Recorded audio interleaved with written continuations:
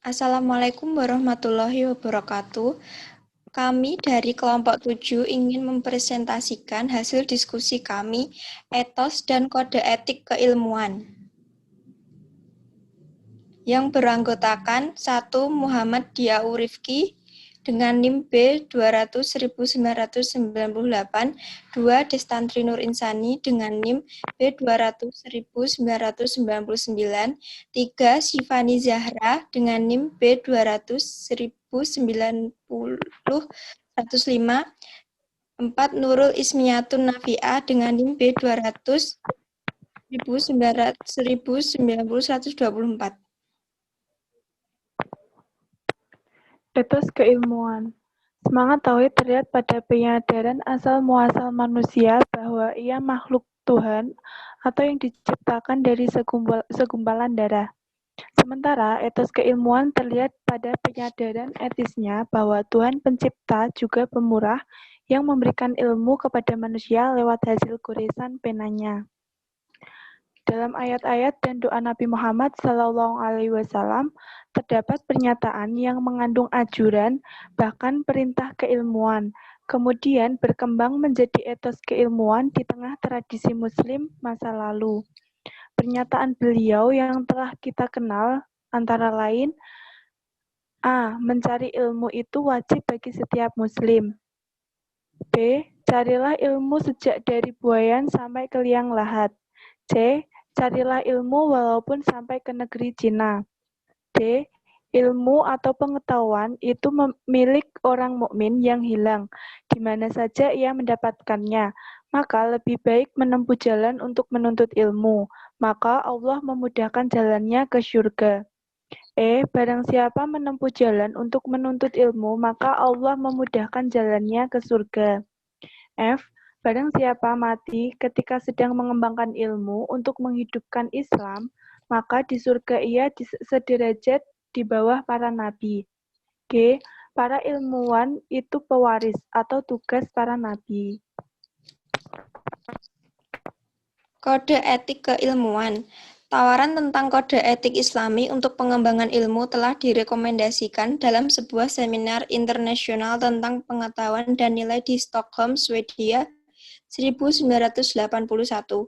Tawaran kode etik yang dimaksud masih bersifat umum terdiri dari 10 nilai, yaitu tauhid atau keesaan atau kesatuan merupakan nilai yang paling mendasar yang biasanya bermakna keesaan Tuhan.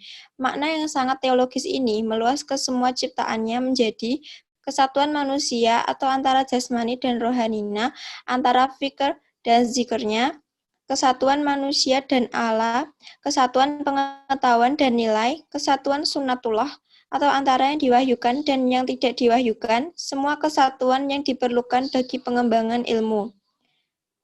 2. Khilafah atau perwakilan, yaitu Allah memberikan mandat kepada manusia agar menjadi wakilnya di muka bumi, sehingga manusia tidak bebas sebebas-bebasnya tetapi bertanggung jawab kepada Allah termasuk kegiatan pengembangan dan penerapan ilmu. Ibadah merupakan suatu kehidupan yang secara terus-menerus mengabdi dan patuh kepada Allah, mencakup semua kegiatan spiritual, sosial, ekonomi, politik, budaya yang tujuan luhurnya mencari ridho Allah.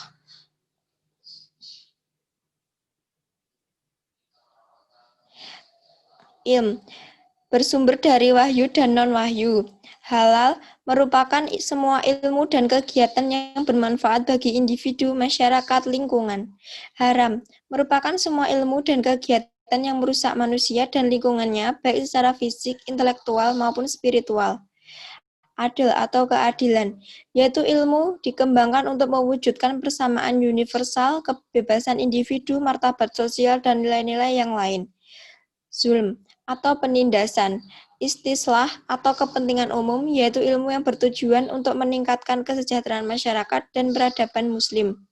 Dia, pemborosan atau kesia-siaan. Wacana integrasi keilmuan. 3 model paradigma atau konsep dasar keilmuan, yaitu ada A. Islamisasi ilmu pengetahuan, B. Pengilmuan Islam, C. Integrasi interkoneksi. Islamisasi ilmu pengetahuan. Paradigma Islamisasi pengetahuan dikemukakan oleh Syed Naqib Al-Attas. Al-Attas menyimpulkan bahwa usaha Islamisasi ilmu harus dimulai melalui kajian mendalam terhadap asas-asas metafisika dan epistemologi Islam yang telah dirumuskan dengan elegan oleh pemikir Islam klasik. Jika kajian tersebut telah selesai, maka tahap selanjutnya adalah bagaimana ilmuwan-ilmuwan sekarang menghayati temuan-temuan tersebut sehingga proses Islami ilmu akan terjadi. Pengilmuan Islam.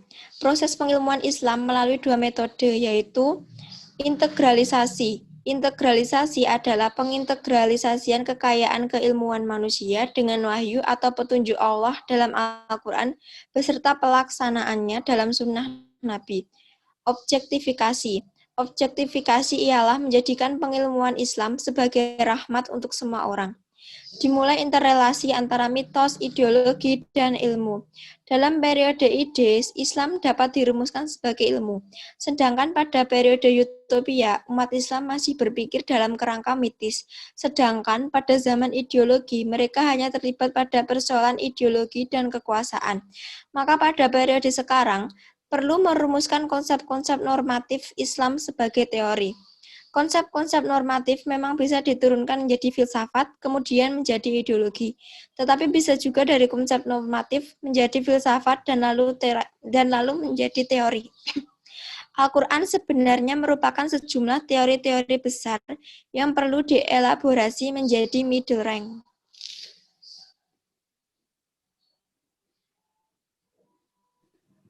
Integrasi interkoneksi. Selain dua paradigma tersebut, kini muncul paradigma ketiga dalam wacana sains Islam, yaitu integrasi interkoneksi.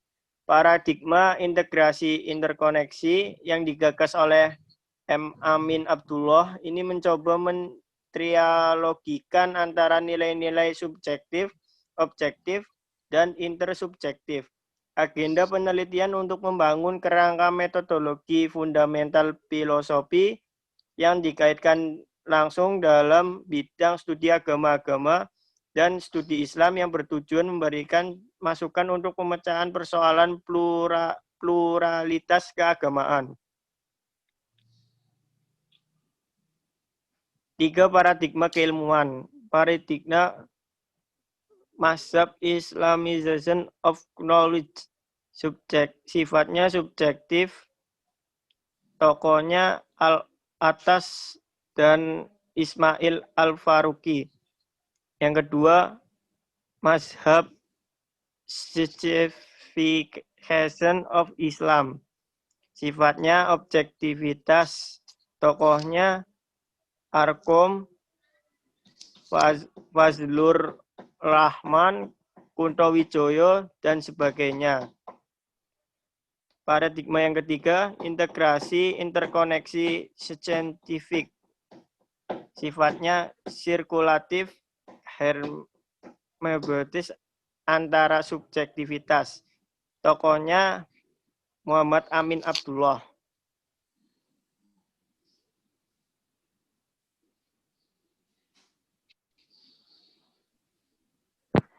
Kesimpulan.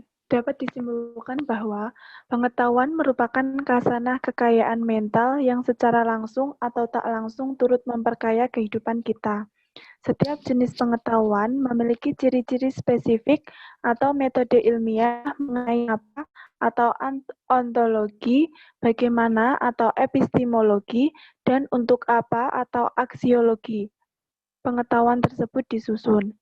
Etos keilmuan terlihat pada penyadaran etisnya bahwa Tuhan Pencipta juga pemurah yang memberikan ilmu kepada manusia lewat hasil goresan penanya. 3 model paradigma atau konsep dasar keilmuan ketika orang membangun sains Islam yaitu Islamisasi pengetahuan, pengilmuan Islam, dan integrasi interkoneksi keilmuan. Sekian presentasi dari kelompok kami. Apabila ada salah kata, mohon dimaafkan. Wassalamualaikum warahmatullahi wabarakatuh.